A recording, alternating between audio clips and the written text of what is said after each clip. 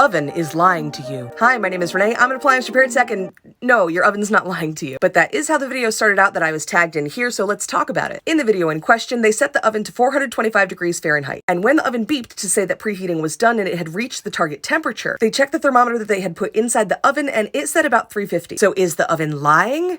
No. First of all, they used an analog thermometer, which is not fast enough to be able to keep up with the temperature changes inside your oven. And yes, I said temperature changes because oven temperatures fluctuate. Whatever temperature you set your oven to, it's not that temperature all of the time. That temperature represents the average temperature inside of your oven. This is true whether your oven is gas or electric, and it's actually how ovens have worked for decades. That's because whether you have a gas oven with a burner or you have an electric oven with an element, those elements and those burners only have one setting: on and off. The way your oven regulates the temperature is by turning those burners and elements on and off to achieve an average temperature, which does mean that the temperature is going to go up and down. Also means that taking one glance at the thermometer inside your oven is not going to give you an accurate result. Oh, and by the way, those analog oven thermometers are absolute garbage. Throw it away. They are not fast enough to be able to keep up with the temperature fluctuations in modern day ovens. The only way that you can accurately measure your oven's temperature to see if it is actually matching up to what you set it to is to use a digital thermometer and keep an eye on the fluctuations in your oven. You need to record at least 10 high temperatures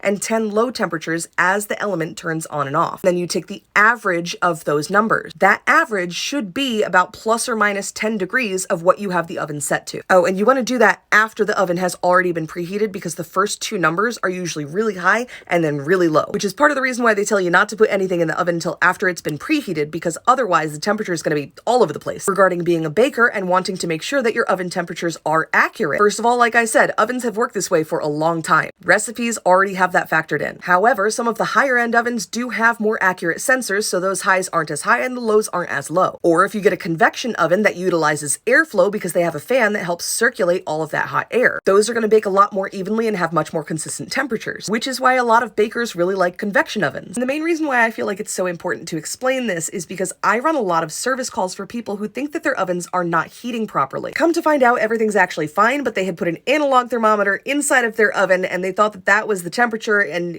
even though everything was working fine, they thought their oven was broken. Then I go out, check the temperature the right way, and everything is totally fine. And nobody wants to wait around for a service tech just to tell them that everything is fine and nothing is actually broken. The more you know.